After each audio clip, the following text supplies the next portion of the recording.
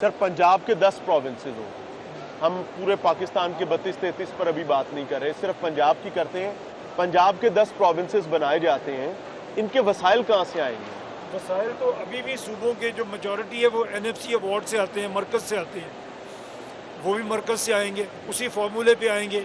अगर आप ये पढ़ें जो किताब हमने बनाई है, इसमें वो फार्मूला हमने दिया हुआ है और इससे सूबों को वसाइल ज़्यादा मिलेंगे, आम आदमी को वसाइल ज़्यादा मिलेंगे।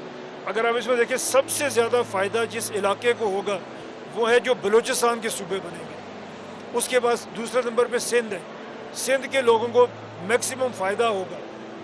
अभी मैंने बात की उधर स्पीच में भी, पाकिस्तान में 44% बच्चे स्टंटेड हैं, सक्खर में 66% बच्चे स्टंटेड हैं।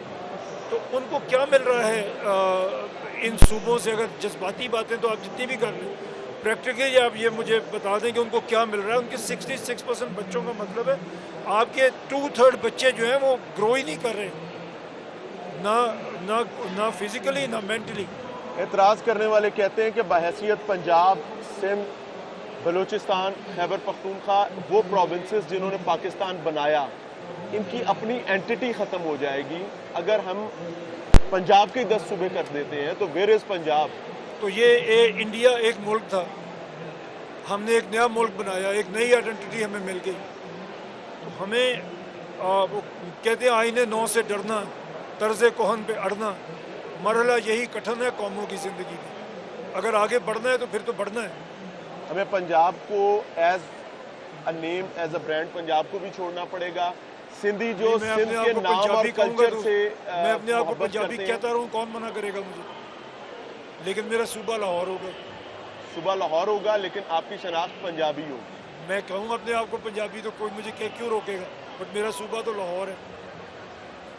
किस तरीके से ये तमाम चीजें होंगी? क्या बाय हुक एंड क्रुक होगा या इसमें कहीं बाय बुक होना पड़ेगा? नहीं, हम तो पब्लिक में आ रहे हैं, इसीलिए पब्लिक को कन्विंस कर रहे हैं। तो बाय हुक और क्रुक क्यों होगा? हम तो पब्लिक को कह रहे हैं, पब्लिक की तरफ से एक बात आएगी। बहैसियत मेयर लाहौर कितने बाख्तियार थे?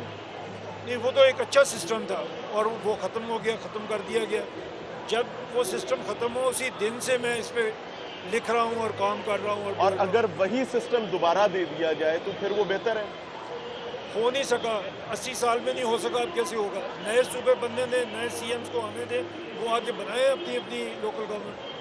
32 CMs, 32 चीफ सेक्रेटरीज और ब्यूरोक्रेसी की भी एक फौज जफर मौज, सियासतदानों की भी एक फौज जफर मौज। नहीं होगी। कौम की तो पहले पसली टूटी हुई है, इकोनॉमिक मसल तो है नहीं। हमने, आप इसमें पढ़े, हमने इसमें साबित किया है कि अगर आप सूबे बना लेते हैं छोटे, तो आपको तकरीबन 300 बिलियन रुपीस साल ज़्यादा एक्सपेंस नहीं होगा।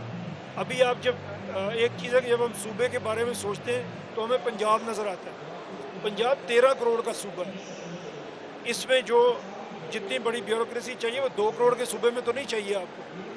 तो जब ये सूबे छोटे होते हैं, वसाइल तकसीम होते हैं, तो इसकी रनिंग कॉस्ट है वो कम होती है। आपका ये विजन है नए प्रोविंसेस का, और इसकी जैसे ही बाज़गश्त अवामी सतह पर बात शुरू हुई है, पंजाब बल्दियाती इंतखाबात की जानिब बढ़ता नज़र आ रहा है।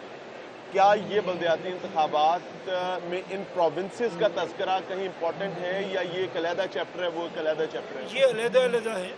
अगर सूबे बनेंगे तो उनमें भी लोकल गवर्नमेंट बननी है। मैं तो यही कह रहा हूँ, ये ऐसे नहीं है कि ये एक दूसरे के मुतबादिल बिल्कुल नहीं है।